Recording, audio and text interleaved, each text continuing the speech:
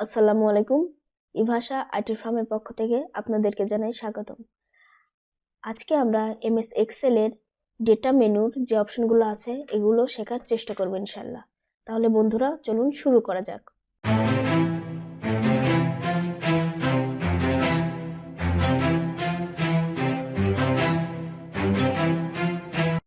প্রথমে যে অপশনটি আছে সেটা হচ্ছে ফ্রম অ্যাক্সেস। ফ্রম অ্যাক্সেস যদি আপনার কোনো ডেটা তৈরি করে থাকেন তাহলে আপনি ফ্রম অ্যাক্সেসের মাধ্যমে ডেটাটা আপনার এই ওয়ার্কশিটে এনে কাজ করতে পারবেন। ফ্রম ওয়েবও ঠিক একই রকম। এই ওয়েব থেকে যদি আপনার কোনো ডেটা কালেকশন করার দরকার হয় তাহলে আপনি করতে পারবেন। এখন দেখেন ফ্রম টেক্সটটা কি। আমরা যদি ফ্রম টেক্সট থেকে কোনো ডেটা আনতে চাই তাহলে এই যে দেখেন আমি ক্লিক করলাম। আমি ডেটাটা কোথায় রেখেছি বা ফাইলটা কোথায় রেখেছি সেখানে গিয়ে ফাইলটাকে ইম্পোর্ট করতে হবে।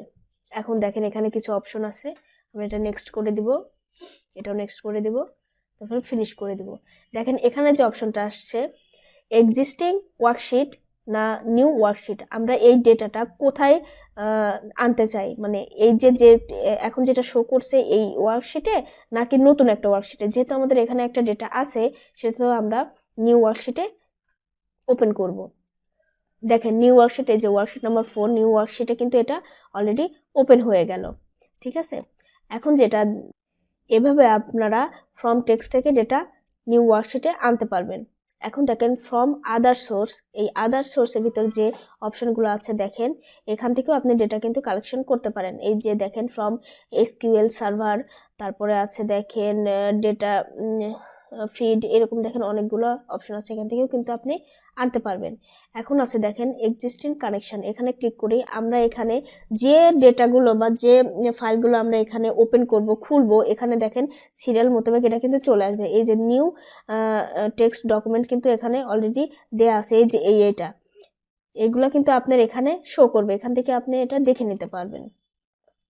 এখন আছে রিফ্রেশ অল, আপনি যদি আপনার এই ডেটাতে কোনো কিছু যদি অ্যাড করেন তাহলে এটা আপনার শো করতে গেলে আপনার রিফ্রেশে ক্লিক করতে হবে। রিফ্রেশ অলে যদি আপনি ক্লিক করেন তাহলে এটা অটোমেটিকলি শো হয়ে যাবে। এরপরে আছে দেখেন কানেকশন।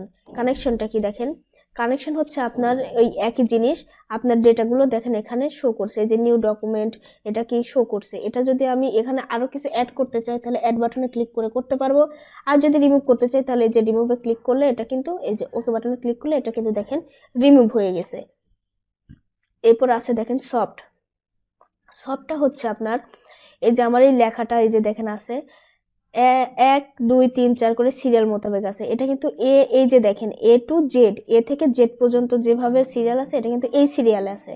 আবার যদি আপনি এটাকে জেড থেকে এ অবধি এইরকম সিরিয়ালে নিতে চান তাহলে সেটাও করতে পারবেন। কিভাবে দেখেন, আমি যদি এটাকে সিলেক্ট করি, করে এই যে জেড থেকে এ এখানে ক্লিক করলে দেখেন 1 এর পরে 8 চলে আসছে, তার মানে আপনার নিচের থেকে উপরে যাচ্ছে। এখন যদি আমরা আবার এই যে এটাতে ক্লিক করি তাহলে দেখেন উপর থেকে আবার নিচে, তার মানে এ বি সি ডি, এই যে এ টু জেড এইভাবে 1 2 3 4 হচ্ছে। আর যদি জেড টু এ দেই তাহলে কি 1 এর পরে 8 চলে আসতেছে। তো এভাবে করতে পারবেন। এখন দেখেন আমরা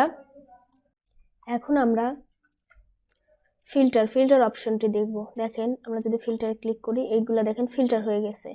এখন আমরা যদি মনে করি যে এর ভিতরে যে কোনো 2টা বা 5টা আমি রাখবো, বাকিগুলো হাইড করব, দেখুন কিভাবে করবেন। এই যে এখানে ক্লিক করবেন, করার পর এই যে যেগুলো আপনি রাখবেন ওইগুলো আপনি রেখে দিয়ে বাকিগুলোর টিক চিহ্নগুলো এই যে উঠাই দিবেন।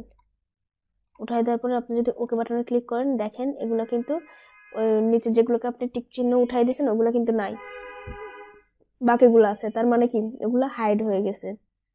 এই যে এখানে ক্লিয়ারে যদি ক্লিক করেন আবার ওইগুলো কি ফিরে আসবে। এবার ফিল্টারটা উঠাই দেই, উঠাই দিয়ে এবার অ্যাডভান্সটা দেখি কি। দেখেন প্রথমে আমি এটাকে কপি করে নিচ্ছি, এবার নেমের এই জায়গায় আমি এই নামটা দিচ্ছি। আচ্ছা, এখন আমি যদি মনে করি যে আমার এই ওয়ার্কশিটে অনেক বড় মানে একটা ফাইল আছে, এর মধ্যে থেকে আমি যে কোনো একজনের কি ডিটেলসটা জানতে চাই, তার হচ্ছে সিরিয়াল নাম্বার, তার পজিশন, তার স্যালারি, এগুলো জানতে চাই, তাহলে কিভাবে জানবো। দেখেন অ্যাডভান্সে ক্লিক করব। অ্যাডভান্সে ক্লিক করার পরে আমরা হচ্ছে এই যে লিস্ট রেঞ্জ, এই রেঞ্জটা এখানে আমরা সিলেক্ট করে দিলাম। দেওয়ার পরে দেখেন এখানে চাচ্ছে ক্রাইটেরিয়া রেঞ্জ, ক্রাইটেরিয়া রেঞ্জ আমরা এটা সিলেক্ট করে দিলাম। দেওয়ার পরে আমরা এখানে ওকে করে দিলাম। দেখেন আপনার সবগুলো কিন্তু চলে গেছে, শুধু আপনি যে নাম লিখে দিয়েছেন তার সিরিয়াল নাম্বার, তারপরে এই যে তার পজিশন, তারপরে তার স্যালারি, সবকিছু কিন্তু আপনার সামনে হাজির হয়ে গেছে। তো আপনি যদি এভাবে মনে করেন যে না আমি এতগুলোর মধ্যে থেকে শুধু এত কষ্ট না করে একটা বা তার ডিটেলসটা দেখবো, তাহলে এভাবে আপনি দেখতে পারেন। আবার এখানে ক্লিয়ার অপশনে ক্লিক করলে দেখেন এটা কিন্তু চলে যাবে, আবার আগের অপশনে কিন্তু ফেরত চলে আসছে। তো এভাবে আপনারা দেখতে পারবেন। তো বন্ধুরা এই ছিল মোটামুটি আজকের ডেটা অপশনের কাজ, বাকিগুলো আমরা পার্ট 2-তে দেখানোর চেষ্টা করবো ইনশাল্লাহ। তো আমার ভিডিওটা যদি আপনাদের ভালো লেগে থাকে তাহলে অবশ্যই লাইক, কমেন্টস এবং শেয়ার করবেন। আর ভালো থাকবেন সবাই, আমার জন্য দোয়া করবেন। আসসালামু আলাইকুম।